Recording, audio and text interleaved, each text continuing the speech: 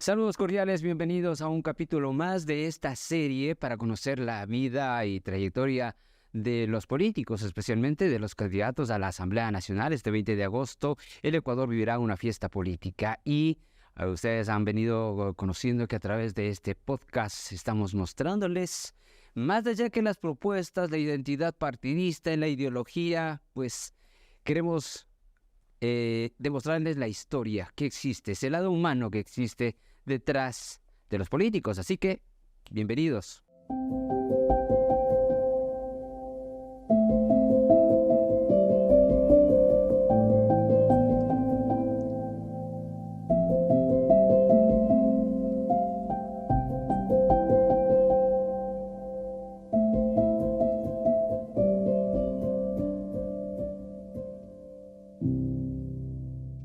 Bueno, bienvenidos. Les habíamos dicho que continuamos con esta serie que la iniciamos para conocer el lado humano de los candidatos y candidatas a la Asamblea Nacional. Ustedes ya sabrán quién me acompaña el día de hoy. Estamos con Pamela Aguirre, candidata a la Asamblea de la provincia de Imbabura por el Movimiento Revolución Ciudadana. Pamela, bienvenida. Hola David, muchísimas gracias. Me encantó esta invitación. Vamos a hablar de algo que no sea político, me dijiste. Así que eso a mí me pone contenta. Porque la gente siempre nos ve desde el lado político, tienes esa barrera y el lado humano es el más lindo. Y que así es. Todos, ¿no? Por supuesto que sí. Bueno, Pamela tiene un título de cuarto nivel, es máster en asesoramiento de imagen y consultoría política por la Universidad Camilo José Cela de España. Es especialista en gestión de gobierno y campañas electorales por la Universidad Camilo José Cela de España. Tiene un título de tercer nivel, es abogada de los tribunales de la República y también cursó periodismo hasta octavo nivel de la carrera de Universidad de las Américas en Quito, y también tiene una especialidad en el programa internacional en consultoría política y gestión de gobierno. Como ustedes pueden observar, Pamela, como pueden escuchar, tiene una gran preparación y una lista académica que la respalda. Pero el día de hoy, como siempre, como les habíamos dicho, vamos a conocer un poco más allá de ese lado humano, porque cuando tú llegas, Pamela, a una entrevista, y te ha tocado incluso conmigo, cuando yo te veo entrar y ya te veo entrar y yo ya te tengo un listado de preguntas de ahí. Entonces uno se hace una identidad y tú llegas también a responder. Y pocos son los espacios que tienes para hablar de ti. Ningún espacio tengo para hablar de mí. A veces en redes sociales puedo sacar algo pequeño, pero en política es difícil hablar de la persona que está atrás del político. Entonces, definitivamente estos espacios a mí me gustan porque le muestran a la gente lo que somos. Yo soy una madre, soy una hija, soy un estudiante, soy una amiga. En su momento soy política, pero también soy muchos otros roles que la gente no conoce. Y vamos, y tú que conoces tanto de política y tienes estas especialidades, por ejemplo, sabes que la gente a la final termina votando por emociones, Sí. termina votando por esa persona, termina votando por ese ser humano. Completamente. No podemos dejar de lado el ser humano del político. Y por más de que uno vaya a cualquier espacio político, sea la asamblea, sea una prefectura, una alcaldía, atrás hay una persona que tiene afinidades, que tiene sentimientos, que tiene una ideología. Cuando la gente dice, yo no tengo ideología, es mentira. Siempre tenemos una ideología. Yo tengo muy claro cuáles son mis principios y qué es lo que yo quiero para mi país y para mi provincia. Yo soy una persona que cree en el Estado. Creo en el Estado porque siento que el Estado es el espacio donde puede lograr el bienestar de la gente. El Estado reduce las inequidades. El Estado controla. Si ahora tenemos tanta delincuencia es porque tenemos un Estado ausente. Y ahí está la respuesta a esa ideología. No tengo ideología, sí, soy una persona de izquierda. Creo que las clases menos privilegiadas necesitan el apoyo estatal, necesitan el apoyo de quien les cuide, quien les proteja, quien les dé salud, quien les dé educación, para que salgan adelante y tengan igualdad con las clases un poco más privilegiadas. Y haciendo una retrospectiva en el tiempo, hablemos de Pamela, estudiante, por ejemplo. Pamela ha sido una buena estudiante, un estudiante promedio, no sé, ¿cómo te calificas? La mejor estudiante. No. La mejor estudiante fui, mira, aquí tengo así como mi portarretrato. Ahora tengo mi cuarto con mi papi. Desde chiquita, desde que estaba en el jardín. ¿Tenías cuántos años ahí? Tenía ¿4, 5 años? 4 y medio. Entré al jardín a los 4. Mi mamá dice que ella no se imaginó, pero que le dieron el diploma de mejor estudiante. Y claro, ella ya dijo, es mejor estudiante y tiene que ser mejor Por aquí estudiante siempre. empezó. Ya. Y luego fui abanderada de la escuela, fui abanderada del colegio. ¿En qué En escuela la está? escuela Lidia Sevilla León, Perfecto. de Es doña la Consuelito. que queda por... de Consuelito... de doña Consuelito Terán de Suárez. Terán de Suárez. Y cuando yo estudiaba en la escuela Lidia Sevilla León, era en el Torreón. Entonces nosotros jugábamos y nos cruzábamos al Torreón, nos salíamos al parque que está cerca, a la esquina del Coco, cruzábamos y comprábamos los helados de paila porque don Rubén Darío tenía la heladería Claro, al frente de la clásico escuela. prácticamente. Entonces yo soy, no sé, pues crecí con helado de paila, crecí Ya. con helado de paila. También creciste en el corazón de Ibarra. Crecí en el corazón de Ibarra. Mi familia paterna es dueña del Hotel Ibarra. Mi abuelita Carmelina, muy conocida porque fueron los primeros baños que tuvo la provincia de Imbabura. Entonces yo crecí, toda mi infancia fue en el consultorio de mis padres, jugando en los baños de mi abuelita, subiéndome al hotel, a las habitaciones, a los cuartos. Éramos muchos primos. Era una infancia lindísima que ahora no existe porque ya vemos a los niños encerrados, pegados a las tablets o a los teléfonos. Yo pasaba corriendo por el hotel, sube, baja, iba con todo el peligro del mundo, íbamos a la terraza, veíamos a la gente, realmente disfrutábamos de nuestra infancia. Y luego, la universidad, Bueno, luego viene el colegio. al colegio. Estabas en las Belemnitas, ¿no? Soy belemnita, donde hay una belemnita y una dama, orgullosamente belemnita. Me gustó muchísimo mi época de colegio porque Pero era diferente a la que es hoy. era muy diferente. Primero que era un colegio solo de niñas, Claro, solo de así es. mujeres.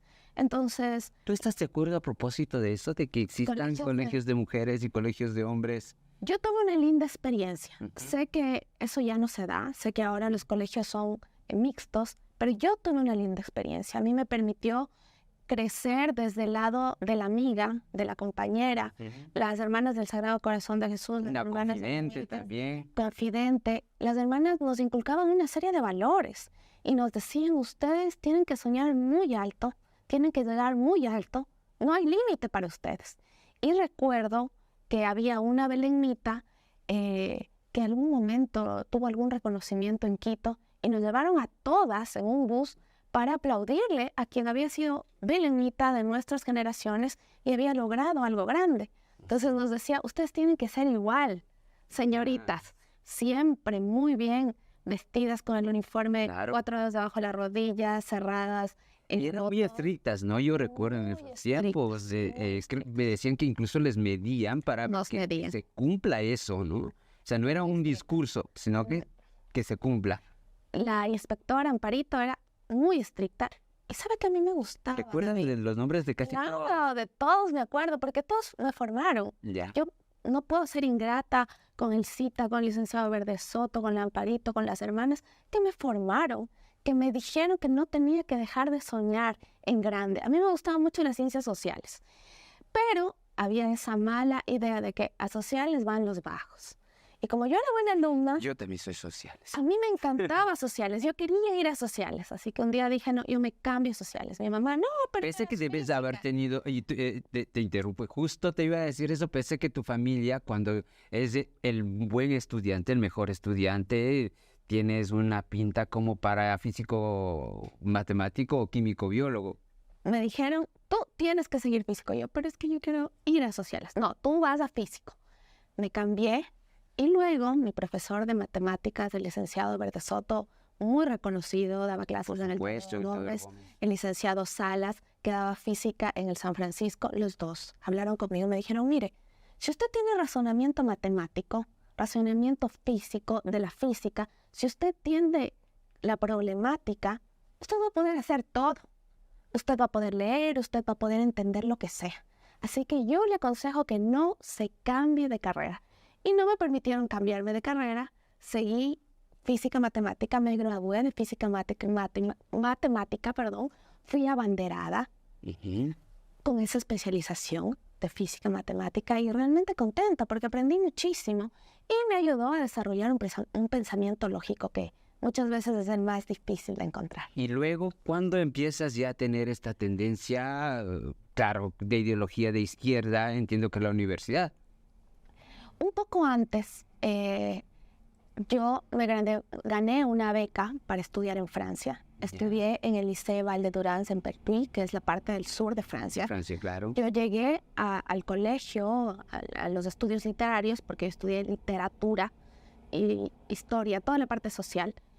Y yo no entendía cómo en nuestro país había tremendas desigualdades.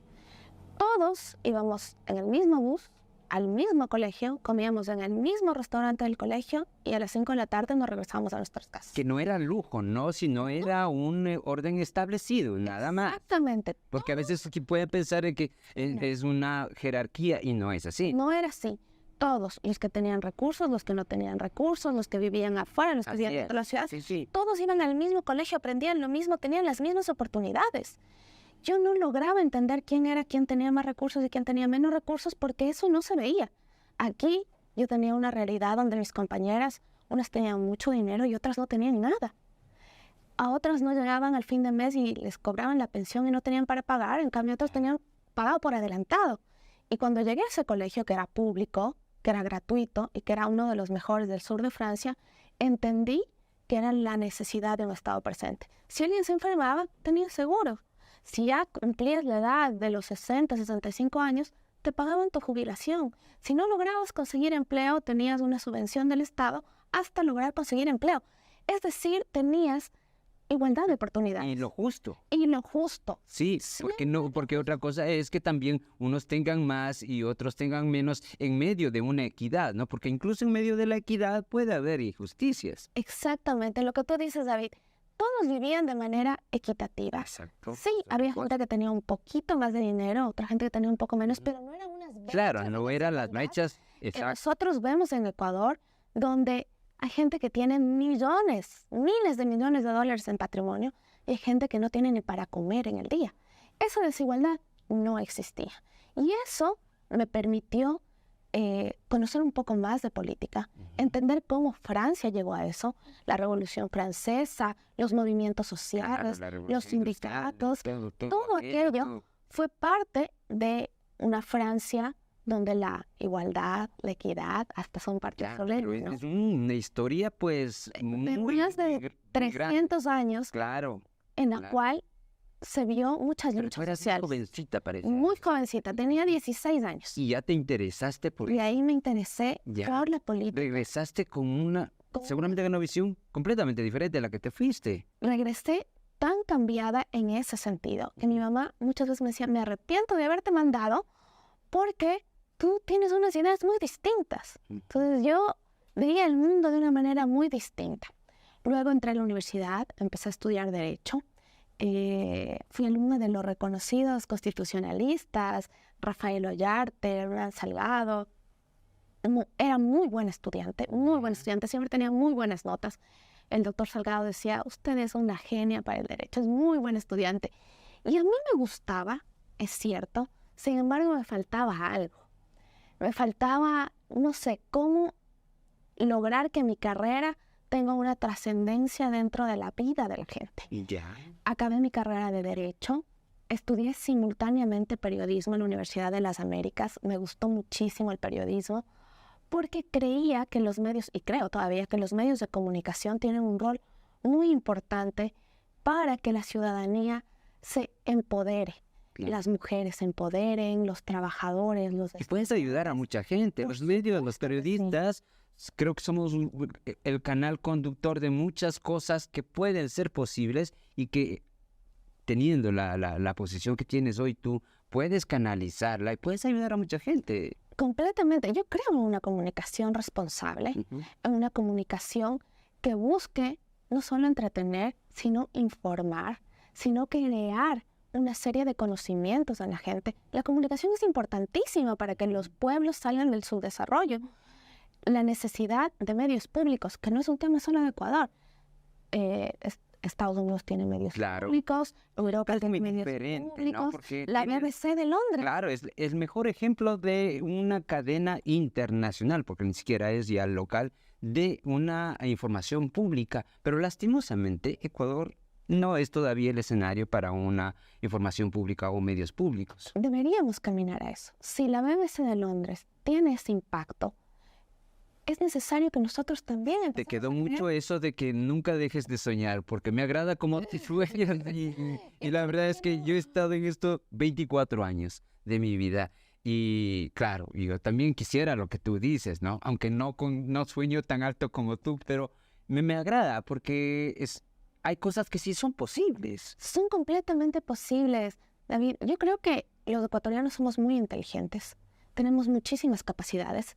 Yo, cuando me he encontrado en el extranjero, en diferentes foros y demás, nosotros no tenemos comparación, tenemos una inteligencia, una capacidad, hablamos varios idiomas, tenemos todo.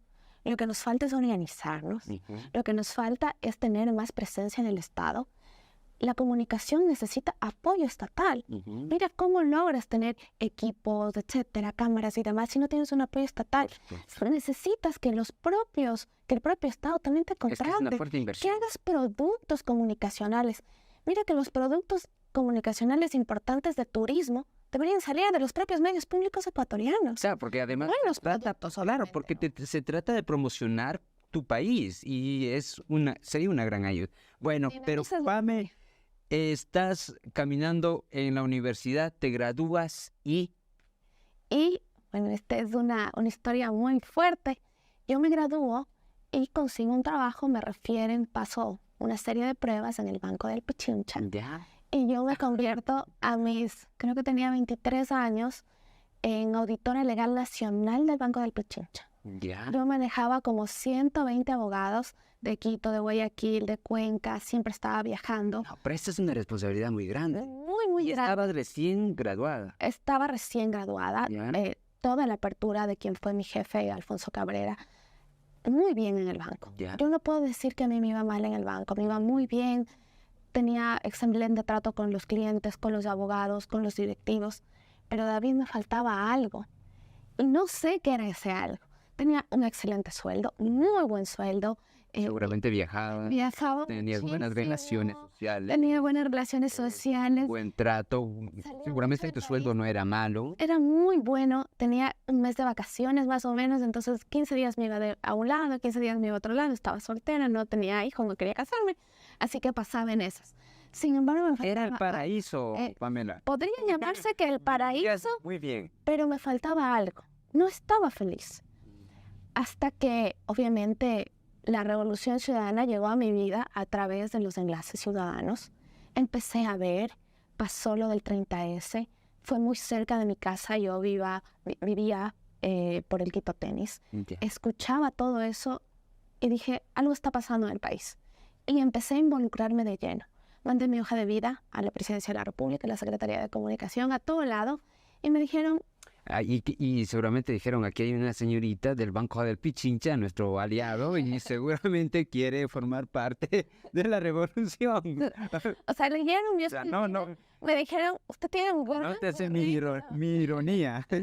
completamente, es irónico. Dije, usted tiene un gran currículum, usted tiene un gran sueldo, ¿por qué quiere venir acá? Yo, porque siento que están haciendo cosas por el país. Pero ¿sabe qué? Le podemos pagar menos del mínimo.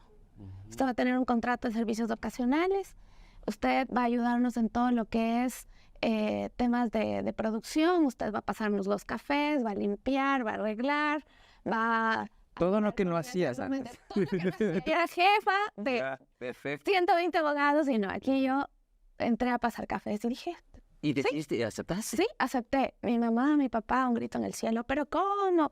Ya me van a tener que No, dar el sueldo.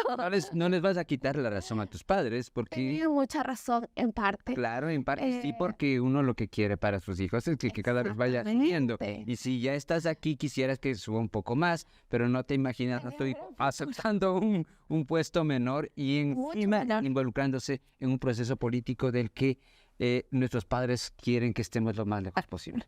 Lo que tú has dicho, David, es tal cual lo que pasó en mi casa. Iba a ganar 10 veces menos, iba a tener 0 vacaciones, iba a tener que trabajar 10 veces más. Mi mamá me decía, estás esclavizada.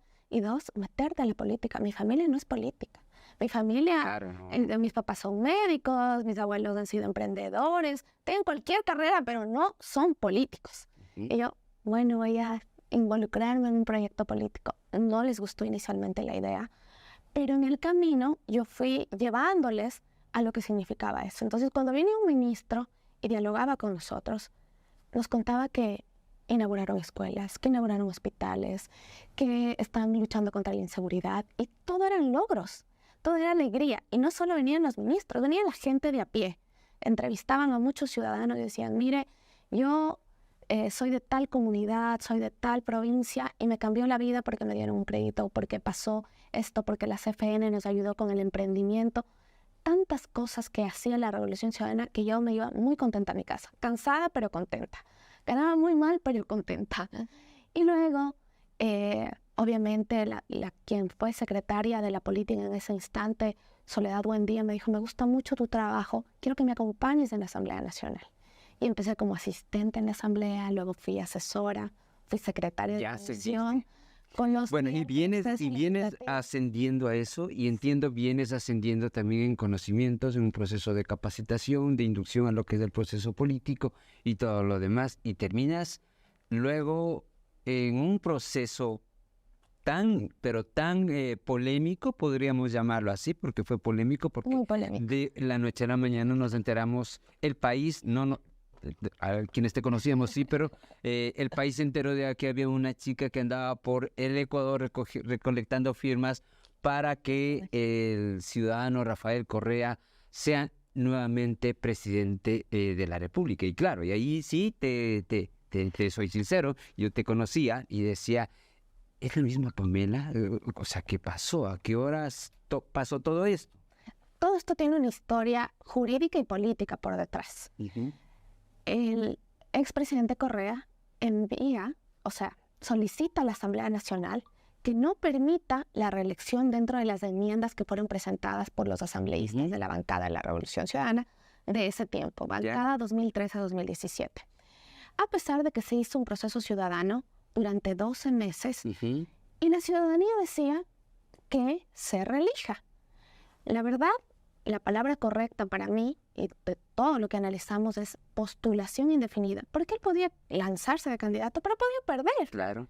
Y ese era el objetivo, que él se postule y que el pueblo ecuatoriano le dé sí o le dé el no. Vote por él o vote por cualquier otro. Mire que personas como Alberto Noboa han sido candidatos 6 veces, libremente, y tienen todo el derecho a hacerlo. ¿Y por qué a Rafael Correa le limitábamos la posibilidad de ser candidato? Es así que yo presenté una solicitud ante la Corte Constitucional que requería, obviamente, un fundamento jurídico y requería, luego de que pase por la Corte Constitucional, la recolección de 929,000 firmas, si no estoy mal, del padrón electoral que representaba el 1%. Y eso era lo que debíamos presentar ante el CNE. Se recogieron las firmas, se recogieron 1.200.000 firmas.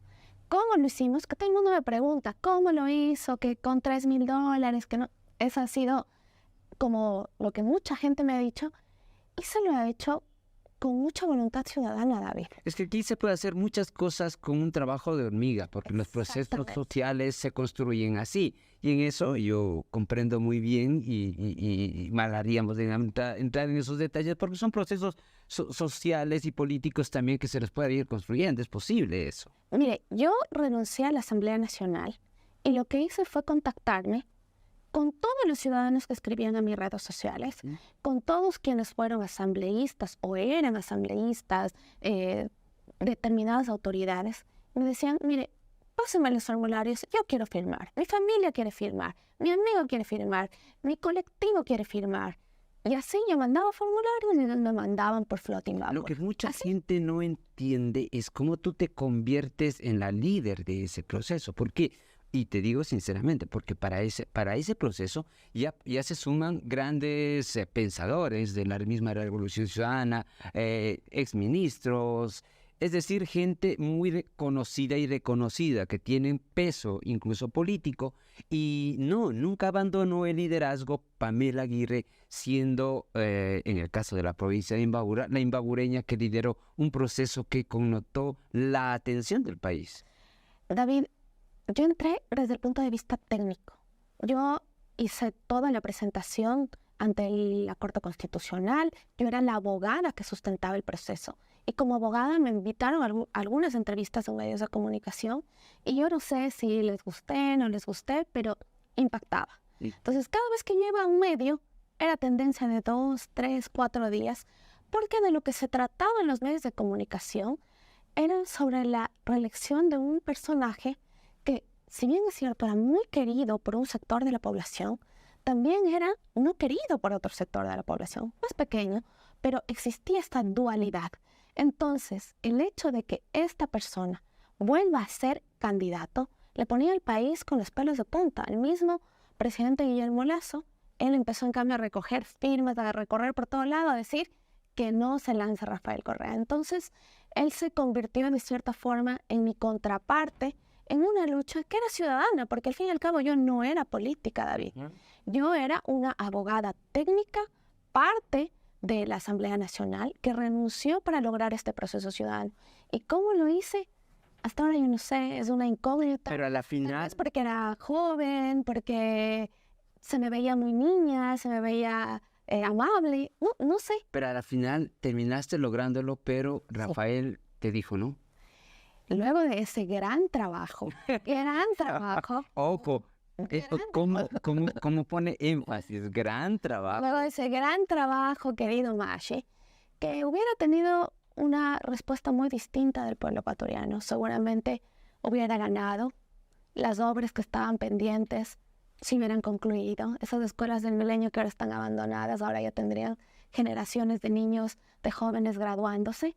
Pero él decidió... No le está sacando en cara, ¿no? Un poquito en cara. Él decidió decir, perfecto, hasta aquí llegó mi vida política y voy a dedicarme a la academia, voy a dedicarme a mi familia, me voy a ir a vivir a Bélgica con mi esposa, con mis hijos, y hasta aquí llegó mi vida política. Y es que él creía que su vida política, que él podía decir, bueno, ya se acaba mi vida política y me voy. Y eso es imposible. Ahora Rafael Correa entiende que su liderazgo ha permanecido, han pasado 7 años, 8 años aproximadamente, y ha permanecido. Él creía que podía volver a ser el profesor universitario, el conferencista, y no. El liderazgo de Rafael Correa se mantuvo tanto por quienes tenían ese afán, ese cariño a la Revolución Ciudadana, así como aquellos que fueron sus detractores. Y si tú me preguntas, David, quienes más campaña le han hecho a Rafael han sido quienes le han odiado. Entonces, finalmente él se fue y el país ha llevado el destino. Y el país está donde está. Eso es real. Pamela, pero cuando tú eras niña, ¿soñaste alguna vez dentro de esos sueños grandes que has tenido tú, que algún día terminarías en procesos de estos? Y ojo con lo que digo, ¿no? Porque realmente los procesos en los que estamos actuales no son ni siquiera son los habituales, los que en política podríamos decir que son los regulares. Estamos con una muerte cruzada, con un presidente que está gobernando vía decreto, con elecciones que duran poco tiempo, es decir, una situación sui generis. Y dentro de este proceso estás tú, seguramente de niña o de joven, no te imaginaste nunca que ibas a llegar a este escenario. La verdad que no. Mi mami ella dice que desde chiquita yo hablaba y que quería hacer política y que de chiquita yo decía yo quiero ser diputada y cogía micrófono. Eso dice mi mami. Yo no me acuerdo. Lo que sí me acuerdo es que me gustaban mucho las relaciones internacionales. Me gustan muchísimo, nunca han dejado de gustarme. Yo quería ser abogada internacionalista. Ese era como el fin dentro del estudio de la abogacía. Y a mí me ha gustado, tal vez son logros que aquí no se ven, pero las cosas que yo recuerdo como haber cumplido sueños fue estar en la ONU hablando sobre el cambio climático, estar en la ONU hablando sobre la necesidad del agua potable para todos los ciudadanos de Latinoamérica y del mundo entero, estar en Eurolat como parte de la Comisión de los Derechos del Medio Ambiente, luchando por los derechos de las comunidades contra Chevron. Recuerdos grandes que también tengo de mi vida política es haber sido designada como parte de la UIP, que es la Unión Interparlamentaria, 120 parlamentos del mundo, y yo ser la delegada de Latinoamérica para todo lo que significa políticos jóvenes. Son muchos logros que jamás me los hubiera imaginado que cuando yo los obtenía, se me llenaban los ojos de lágrimas, del corazón. Le decía a mi amiga y compañera de despacho, Dayana, no puedo creer que lleguemos a esto. Claro, no hemos llegado, y que llegues a eso. Lejos. Y tú logras muchas cosas muy joven, Pamela. Muy joven, sí. Muy joven, Era muy joven. y yo por eso quiero Cada día soy preguntarte, menos joven. ¿y tu vida familiar? ¿Tu vida personal? Es un tema complejo, David. Yo soy madre soltera. Ujú. Aquí tengo la foto de mi adoración, de mi vida, que Yo está bien pensé que ibas a chiquitito. decir del papá, pero no. No. Tengo la foto de mi Nico. Ya. Se llama Nicolás Emanuel. Estamos su primera Navidad. Ah, Nicolás tiene 3 años y medio. Es mi adoración, mi vida, mi cielo, mi todo. Y soy madre soltera. ujú. Súper duro. Y ahí empezó una lucha en la cual evidencié, si yo siendo política, tengo que vivir que no me den el permiso de maternidad, los 3 meses, 90 días, para recuperar mi cuerpo, para recuperar Todo. todo el tema fisiológico, sobre todo el tema interno. No me refiero al tema externo porque se puede malentender. Todos los órganos que vuelvan a la normalidad. La producción de leche necesita sueño, necesita tranquilidad, necesita apego. Mientras más succión, más leche. Y yo no tenía esa posibilidad porque era política. O sea, ¿cuántas mujeres que están en otras profesiones, en otros trabajos, En otras condiciones, no tienen que van a pasar poder por eso. acceder a la lactancia? Y por eso tenemos altísimos índices, de los más altos, de desnutrición infantil. infantil. Claro, así es. Porque a los niños, ¿qué les dan? Como la mamá no tiene plata, le compra una fórmula y no tiene la posibilidad de poner los 3 cucharitas de fórmula, le ponen un poquito de polvo y le están dando agua con polvo. Y el niño tiene Qué desnutrición. dramático. En realidad, que es la situación y es real. Humano, es real. Es un drama humano. Eso ha sido lo más duro que te ha pasado. Lo más duro porque así ¿Y ahora cómo haces con Nico? ¿Cómo hago con Nico? Nico es un niño que creció en la política. Yo tenía que llevarle al pleno de la Asamblea Nacional cuando mi mamá no se podía quedar con él. Nico ha estado en el pleno de la Asamblea Nacional, se ha pasado por los curules de los asambleístas. Nico ha estado en las comisiones, Nico ha estado junto a los ministros. Testigo de muchas decisiones importantes de este país, seguramente, Nicolás. Nadie lo creerá, pero Nicolás, así, con su corta edad, tú ya eres ministro. Así, con su, como no puedo hablar todavía bien, le decía, me acuerdo al canciller, tú ahí es el canciller, ¿y por qué no haces las cosas bien en ese tamaño? Y yo, mi hijo, no tengo con quién dejarle. Y me tocó llevarle muchas veces. Cuando yo era parlamentaria andina, lo llevé a Eurolado, lo llevé a todo lado, durísimo, cargando a mi hijo, cargando el coche, cargando la maleta, cargando los documentos. Yo decía, qué rato me caiga del avión y chao. Y obviamente pidiéndole que se calle en los plenos. O sea, es un niño que nació en política, que ha crecido en política. ¿Quisieras que sea político? Yo quisiera que sea científico. Mi sueño, en verdad, Ahora le entiendes a tu mamá. mi sueño es que sea científico, que invente algo, que sepa de matemáticas, de ciencia. Pero Oye, Pami, y hemos hablado de tantas cosas y nos estemos saltando algo muy importante que es tu juventud real. Esa juventud donde uno hace travesuras, no sé, hace cola en las fiestas. Esa juventud, ¿qué pasó? a ver, mi juventud real, yo me siento una persona joven. Ujú. Lo eres. Yo soy joven. A mí me encanta, veo TikToks, salgo a correr con mi hijo, ¿ves? salgo a No me puedes decir tú que tuviste una juventud No. loca como cualquier No, yo era chico. muy buena estudiante, Ujú. entonces pasaba estudiando. Mi mamá era muy estricta, no me dejaba salir, no me dejaba tener novio. Tenía así medio un novio, quería conocerle, tenía que venir a la casa, el pobre chico tenía Y que responder un interrogatorio de este. cuestionario. Nombre de la mamá, nombre del papá, que estudie, que así. Claro, Mi mamá era claro. extremadamente estricta. Entonces, no es que yo, si los Ibarreyes se acordarán, muy pocas veces en una discoteca, Poca vida social. nada de vida social, nada. ¿Ya? En Quito nunca salí, en la asamblea, pasaba trabajando en el parlamento, jamás salí. porque me gusta trabajar. Claro, ¿verdad? pero ¿no crees que te hizo falta también este espacio? ¿No te hubiese gustado de pronto ser como todos los jóvenes que sales un fin de semana con tus amigas, con tus amigos? Lo habrás hecho de pronto en algún momento, pero a otro ritmo, me Una refiero. Sí, excepción. sí. Nunca. Yo era la que no salía, la que no podía ir, la que no le dejaban. Muy poquísimas veces salí. Pero ¿cómo me divertía? Porque yo también me divertía a mi manera, ¿no? Ujú. Yo me divertía pintando. Me gusta muchísimo pintar. Ah, te gusta pintar. Me gusta pintar. Me divertía tomando fotos. Me gusta mucho tomar fotos profesionales. Y hace rato que no lo hago, lo de las fotos.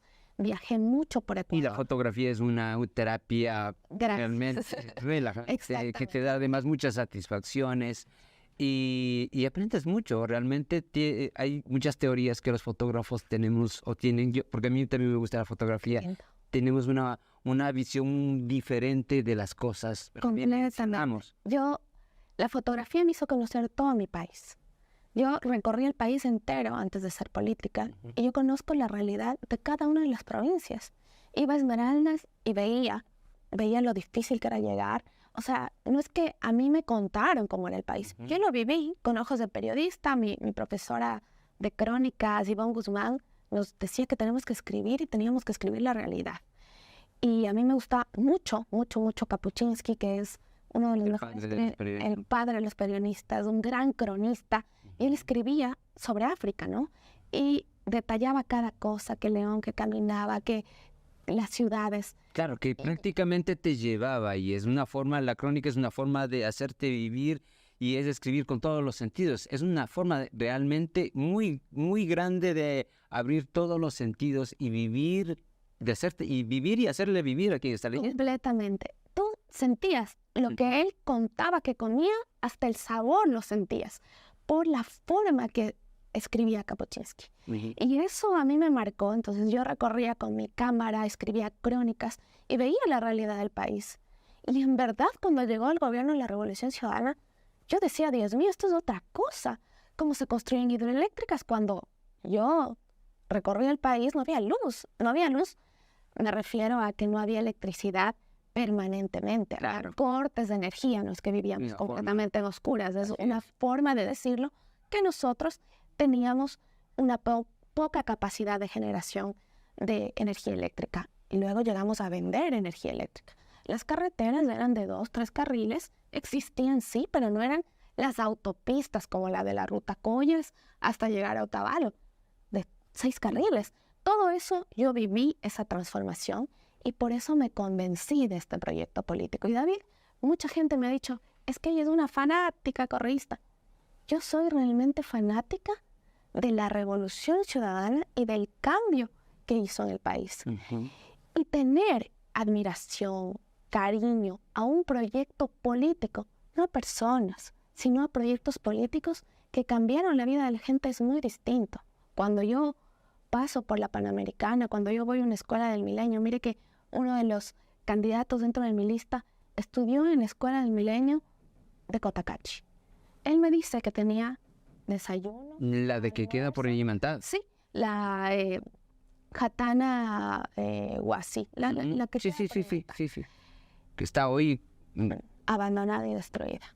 Zairian Rango, compañero mío de lista, un joven brillante que estudia Relaciones Internacionales, recibió educación de primer nivel, desayuno, almuerzo y a veces les mandaban un refrigerio para la cena. Estudiaba inglés, estudiaba quichua, tenía educación física, laboratorios, química. ¿Cómo no puedo soñar? Y soñar en grande de que todos los niños de la provincia tengan esa educación que tuvo Zairi. Y ahora él está estudiando Relaciones Internacionales en la UDLA, siendo de una comunidad rural de Cotacachi. Claro, y una de las más olvidadas. Pame, vamos ya en el tramo final de esto. Y si bien es cierto, estás bastante joven y estás en un proceso político que va tomando cuerpo y que seguramente se intensificará en estos años, creo yo. Pamela, ¿en qué sueña? ¿Cómo, más allá del tema político? Yo quisiera que qué difícil hablar contigo sin topar el tema político, pero ¿qué quisieras ser de aquí luego de que dejes la política? ¿En qué tiempo vas a dejar la política, si lo vas a dejar algún día? ¿O siempre te vas a quedar aquí? La gente quisiera saber eso. Yo creo que todos vamos a ser políticos durante toda nuestra vida. Es una forma de decirlo. Yo no quisiera tener 10 cargos, ser uno, ser otro, etc. No. Yo sí creo en el recambio generacional. Yo creo que nuevos cuadros que están formándose tienen que tomar nuestros puestos. Lo creo de verdad. ¿Y retomar tu vida personal? Y yo quisiera de corazón retomar no solo mi vida personal, yo quiero estudiar un doctorado. Quiero volver a Francia durante un tiempo de mi vida, no permanentemente. Yo amo mucho mi país. Ver a mi familia, a mis amigos, trabajar en temas de consultoría. ¿Enamorarte? Allá. Enamorarme es una pregunta muy difícil, David, porque no puedo. Te sorprendí con esa pregunta, pero créeme, pensé mucho antes de hacértela, pero yo creo que la gente quisiera saber eso, porque eso es parte del ser humano, Pamela. Estoy enamorada de Nicolás, de mi hijo.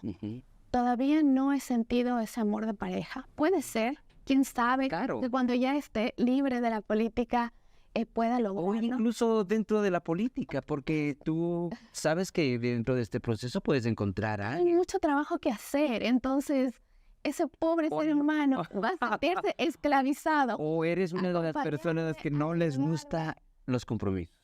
No me gustan los compromisos. Eso. ¿Ves qué fácil era decirlo? Y me ibas a dar una vuelta gigantesca antes de decirme eso. ¿No te gustan los compromisos? No me gustan los compromisos, excepto con mi hijo, no. Claro, compromiso con mi hijo es un compromiso de por vida. Y como te decía, yo creo que siempre apoyaré los procesos políticos, sobre todo los de izquierda, los que buscan la equidad, la igualdad. Pero creo que llegará mi momento del cual yo dé un paso al costado y pueda retomar mi vida académica, mi vida laboral, mi vida en el exterior, relaciones internacionales, que es algo que lo hago muy bien, que he tenido éxito en hacerlo, y dejar los cargos de elección popular para nuevas generaciones. Hay gente brillante que puede tomar nuestra batuta, pero siento que en este momento del país, el país sí requiere de mi compromiso. Yo te cuento con la sencillez, David, que la Asamblea Nacional, esta última asamblea, fue una asamblea de mucha gente nueva, que no conocía el proceso de formación de la ley, que no sabía cuántas firmas se necesitaban para un cambio del orden del día, firmas para proyectos de ley. No, eso no tienes que decirlo porque realmente el país yo creo que el país se dio cuenta en procedimiento parlamentario, nulos en tratamiento de procesos. Realmente ese es un tema que creo que nos gastaríamos los minutos hablando sobre esto. Sin embargo, yo llegué a la coordinación de bancada de la Revolución Ciudadana porque tenía el conocimiento de lo que había que hacer. Sabía cómo se meten los cambios del orden del día, cuántas firmas necesitamos, parar una sesión, o sea, todo lo que significa el procedimiento parlamentario lo manejo de pies a cabeza. Y por eso, en ese momento histórico, la coordinación de bancada era algo que lo asumí con muchísima responsabilidad, y desde ahí se llevaron procesos políticos importantísimos, como la conformación de la nueva mayoría en la Asamblea Nacional, como el juicio político a Guillermo Lasso, etc. Con esta coordinación de Pamela Aguirre, que con fuerza llevó esos temas, se logró lo que ahora estamos viviendo, ir a un proceso eleccionario para que el pueblo ecuatoriano escoja su destino. Y que a la final sucederá este próximo 20 de agosto. Pamela, yo quiero agradecerte, decirles a quienes nos han dispensado con su sintonía, quienes lo harán y podrán ver este podcast, podrán conocer a Pamela, una mujer con la que es muy difícil, como se habrán dado cuenta, hablar de otra cosa que no sea de política, pero que en cambio tiene la versatilidad para combinar esas dos cosas, esa faceta personal que tenemos todos y esa faceta política que ella, pues como es algo obvio que le brota por las venas, por la sangre, es que es política. Así que les agradecemos a ustedes y a ti, Pame, la parte final para que tú te dirijas. ¿Y qué quisieras decirle al pueblo ibaguereño? Bueno, al pueblo ibaguereño decirle que este 20 de agosto tenemos una gran oportunidad de cambiar el rumbo de la historia, votando por una mujer, la única mujer que está como candidata a la presidencia de la República, que es Luisa González. Fue mi compañera en la Asamblea Nacional, es una mujer brillante, capaz, que no va a improvisar. Ella sabe cómo hacerlo, cómo cambiar el abandono del país. Con ella vamos a lograr seguridad, trabajo, bienestar.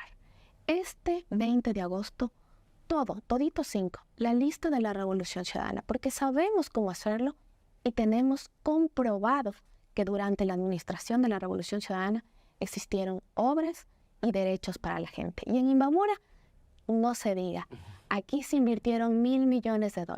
Proyectos emblemáticos como Yacha, como el ferrocarril, como las vías, se retomarán. Y por eso, la única opción es la lista 5, en la cual yo estoy encabezando. Lo más importante es que voten con el corazón.